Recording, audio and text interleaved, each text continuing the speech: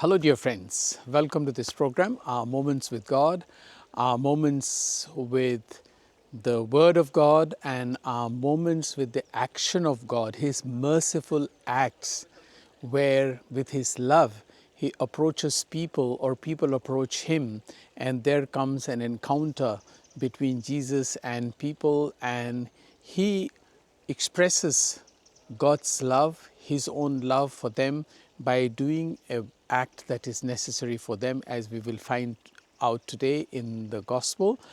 And if you would like the video, you may please share it with others and also subscribe to the channel. Thank you. You see, today I am standing here on a little road, and this is a culvert here. You see, this is a culvert, and that road, so this road is coming up from there, and I am imagining that this is a road to Jericho, and somewhere on this culvert, usually people sit to beg, on such crossroads.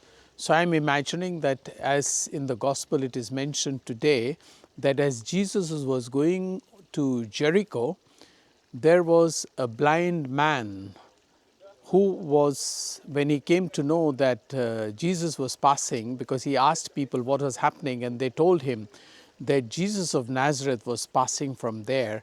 And as soon as he heard about that, he started shouting, "Jesus, Son of David, have pity on me." Of course, people tried to rebuke him, make him quiet. Jesus probably heard his disciples rebuking him, but he just ignored that. And then this man kept on shouting even more, "Jesus, Son of David, have mercy on me." And then Jesus approached him and asked him, "What can I do for you?" And he said, "That I may see." And of course, Jesus heals him and grants him, as I said in the beginning of this video, that Jesus encounters and lets people have their wish fulfilled while it was possible for him to do. Yes, this story of this blind man can teach us a lot and show to the world how exactly blind we are. For example, now, here not very far from where I live in Austria, there is this country Ukraine, and a little beyond that is Russia.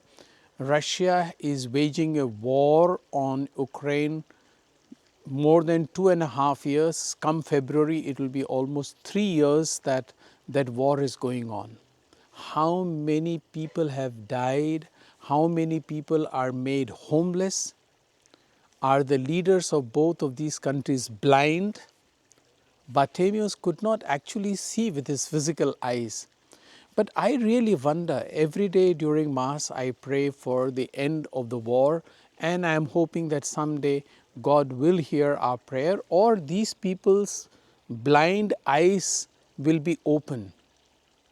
But how will they be opened if they do not ask God? You see, this blind man kept on shouting, "Jesus, Son of David, have mercy on me." And Jesus approaches him and asks him, "What can I do for you?" Now, either Putin or Zelensky, if they approach Jesus and ask him, and if Jesus asks them, "What can I do for you?" and if they have a one-to-one conversation with Jesus and with God in silence, instead of waging war, there could easily be peace. Again, we have this terrible situation in Gaza and in Lebanon, where the Israelis are attacking, of course, the Palestinians. Of course, this whole war began first with the Palestinians, the Hamas group attacking the Israelis, which was absolutely wrong. They should not have done that. They killed almost 1,200 people that day and took so many people as took as prisoners with them to ask for ransom and change. Both sides are blind, because it is unimaginable that 45,000 people have by now died in Palestine, and I am told that 70% of them are women and children. Similarly, now in Lebanon, they are dying. A lot of them are dying. Similarly, there is a war going on in Sudan. So the question is, while Bartimaeus was begging, or this blind man, in another gospel he is known as Bartimaeus, but here his name is not mentioned, he was blind, he approached Jesus and asked him, Jesus, son of David, have mercy on me. And Jesus granted him the sight to be able to see with his physical eyes. But it is unfortunate that I mentioned these two people, but sometimes I can say about myself that even though my physical eyes are open, it is not always that I see right from wrong or good from bad and light from darkness. And I am often led to these kind of things which are not supposed to be done. And that is wrong for our blindness. And I am sure you too sometimes experience in your life such blindness and will approach Jesus to cure your blindness as well. And if you like, you may subscribe to this channel. Thank you.